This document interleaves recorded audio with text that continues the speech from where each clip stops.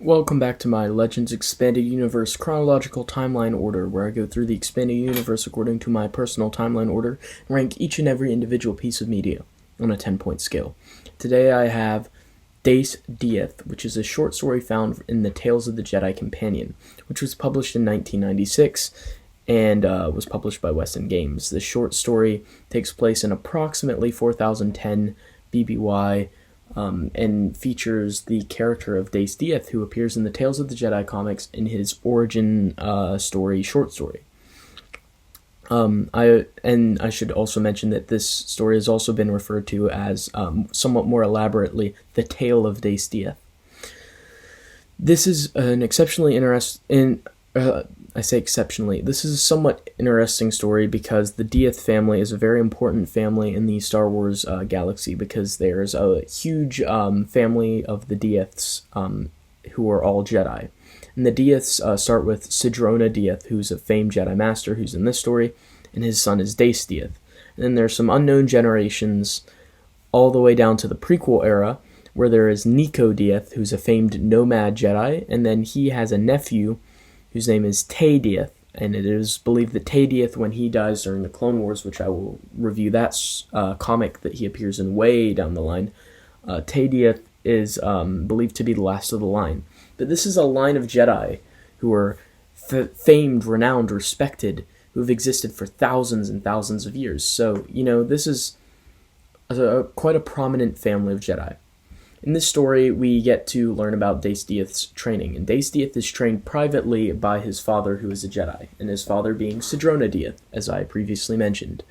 Sidrona Diath teaches Dace Diath, and although Dace Diath wants to become a Jedi and yearns to become a Jedi, it doesn't come easy to him. And that's why he feels he must quit for many, many years. Not because he doesn't enjoy the rigors of being a Jedi, or think that it's worth it, or complains about it. It's that it just doesn't come too easy to him, and he doesn't want to disappoint his father. And Sidrona Diath, meanwhile, thinks to himself that, the most powerful Jedi are the ones who had to work the hardest for it, so Dace will do just fine. And when Dace was younger, there's a Jedi who appeared to him and told him that a Jedi who tries with all of his being never fails. It is the Jedi who gives up that fails not only himself, but the Force as well. And this Jedi was some wizened Jedi who just all of a sudden appeared to him out of nowhere, and gifted him with the Jedi holocron. And so Dace Diath, on one cold night on the planet where they train, they train on Tatooine, but during one of the cold nights on Tatooine, he's just out standing, surveying everything, repeating the words over and over to himself. And then he's like, you know what? That Jedi was right. I can do this. And so he commits fully to being a Jedi and studies harder than ever and does great, and then goes to Ossus and actually gets trained by a renowned Jedi, personally, named Vodosiask Bass. Vodosiask Bass personally trains him, and Dace Diath is now confident that he will become a fantastic Jedi. Okay, so what did I think of this story? This story is pretty good. I will say that for it. It is a pretty good story. It's got a nice message here for this Jedi, because it's always refreshing to see that, it doesn't come easy to every Jedi. Some Jedi have to work really, really hard. They're not always OP Jedi, right? And that's why this story is somewhat refreshing to read. Dace Diath is an interesting character. He was one of my favorites visually from the Tales of the Jedi comics. He just looked so cool and muscular and man bun. So I was like, yeah, let's go with this guy. And so this short story is nice. It gives some nice detailed background information, makes you care more about the character before you read the comics. That is why I'm going to say all of these Tales of the Jedi Companion short stories should be read before you read Tales of the Jedi.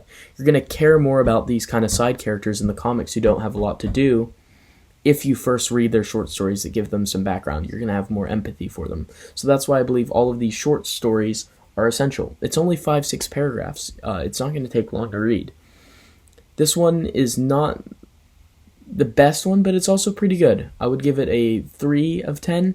It's just because it's not as long or lengthy or important, I believe, as some of the other stories on this list. But at the same time, some of the other stories from Tales of the Jedi Companion, when compared to those, it's just not as remarkable or interesting as those. But at the same time, it's still not nothing. This is a really interesting story about a Jedi from a very prominent, important family in the Star Wars galaxy.